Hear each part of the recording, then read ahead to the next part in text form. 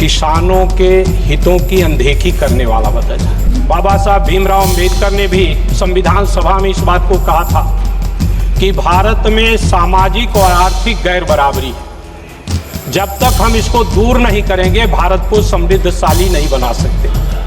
आज उस सामाजिक और आर्थिक गैर बराबरी को बढ़ाने वाला ये बजट है। अनुसूचित जात के लोगों को, बच्चों को जो पढ़ते थे उनको छात्रवृत्ति और छात्र फीस की प्रतिपूर्ति देने की व्यवस्था होती थी। इस बजट में धीरे धीरे केंद्र सरकार ने उसको घटाने का काम किया कि विकास का रास्ता खेतों और खलिहानों से होकर गुजरता है। जब खेत और खलिहान समृद्धशाली होंगे तो देश की आय बढ़ेगी। लेकिन इस बजट में किसानों के बारे में, उनकी एमएसपी की गारंटी देने के बारे में कोई बात नहीं रखी गई। मान्यवर, ये बजट किसानों के हितों की अनदेखी करने वाला बजट है।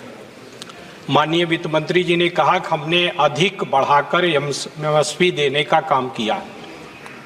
हमारा जो कास्ट ऑफ प्रोडक्शन है, सरकार के विभिन्न कृषि फार्मों पर, कृषि विश्वविद्यालयों में उस कास्ट ऑफ प्रोडक्शन के समतुल्य जो समर्थन मूल्य है वो नहीं।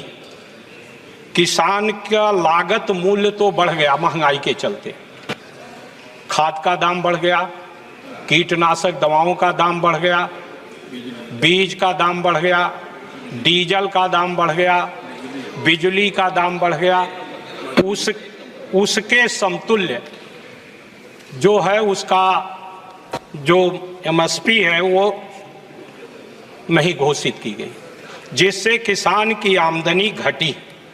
दूसरी तरफ किसान जो खरीदता कृषि यंत्र, माननीय मंत्री जी ने अपने भाषण में जहां कुछ दूसरे सेक्टर को रियायत देने का काम किया, लेकिन कृषि यंत्रों पर 28% जीएसटी है।